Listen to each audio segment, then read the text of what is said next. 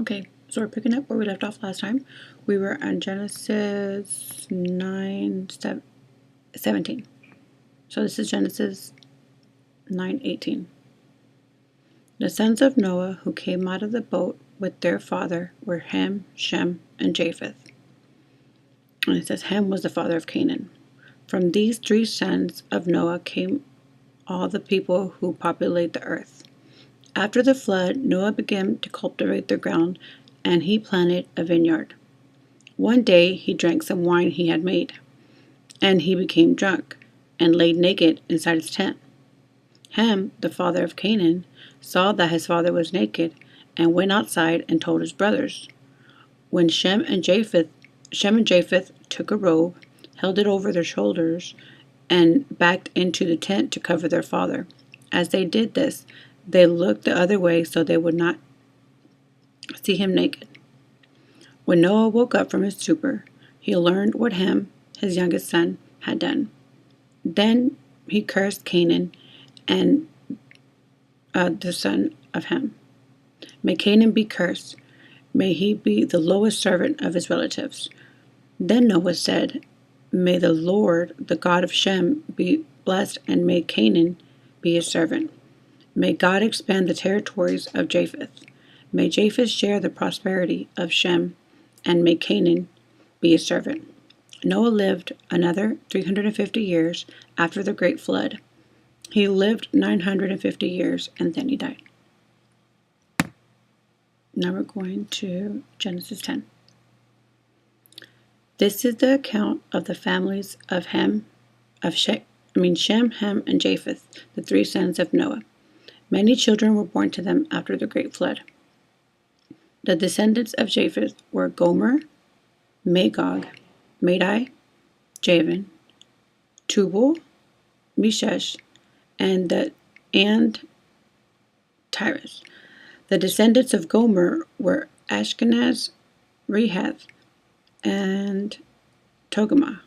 The descendants of Javan were Elish, Teresh, Kimtim, and Rohan.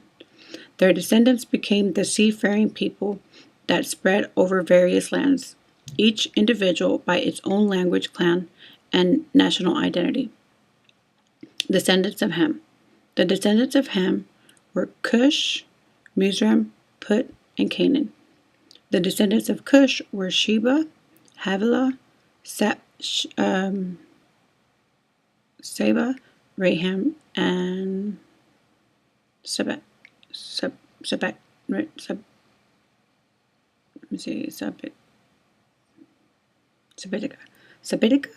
The descendants of Raham were Sheba and Detan. Cush was also the ancestor of Nimrod, who was the first heroic warrior on earth, since he was the greatest hunter in the world. His name became proverbial to the people. The people would say, "This man is like Nimrod, the greatest hunter in the world." He built his kingdom in the land of Babylonia, in which the cities of Babylon, Erech, and Akkad, and Calneh From there he expanded his territory to Assyria, building the city of Nineveh and Rohabir, Kala, and Rezin. The great city located between Nineveh and Kala. Mizraim was the ancestor of the Ludicites, Amorites, Lehabites, Naphtalites, Pathrites, Castalites, and the Catarites, from whom the Philistines came. Canaan's oldest son, Sidon, the ancestor of the Sidonians.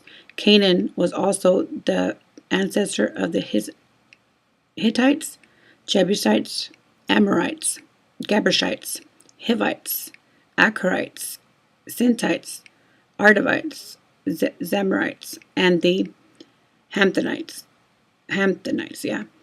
The Canaan clan eventually spread out, and the territory of Canaan expanded to Sidon, north of Ger and Gaza, in the south and east as far as Sodom and Gomorrah, Adamash, and Zeboim near Lasha. These were the descendants of Ham, identified by their clan, language, territory, and national identity. Sons were also born to Shem, the older brother of Japheth. Shem was the ancestor of the descendants of Eber. The descendants of Shem were Elam, Asher, Arphaxad, Lud, and Aram. The descendants of Aram were Uz, Hul, Jether, and Mash. Arphaxad was the father of Shelah, and Shelah was the father of Eber. Eber had two sons. The first was named Peleg, which meant division. During his lifetime, the people of the world were divided into different language groups. His brother name was Joktan. Joktan was the ancestor of Elmorad, Sheleph, Hamhan, Hazarmaveth, Jereth, Hardion, Uzo, Deco, Obel, Abmishel, Sheba, Orphi, Havilah, and Joabim. And all these were the descendants of Joktan. The territories which occupied expanded from Mesha to the way of Separah in the eastern mountains. These were the descendants of Shem, identified by their clan, language, territory, and national identity. These are the clans that descended from Noah's sons, arranged by nations according to their line of descendants. All the nations of the earth descended upon these clans after the great flood. Now we're going into Genesis 11. At one time, all the people of the world spoke the same language and used the same words. As the people migrated to the east, they found a plain in the land of Babylonia and settled there. They began saying to each other, "Let's make bricks and harden them with fire." In this region, bricks were used instead of stone, and tar was used for mortar. It says, then they said, "Come, let's make a building. Let's build a great city for ourselves with a tower that could reach into the sky. This will make us famous and keep us from being scattered all over the world."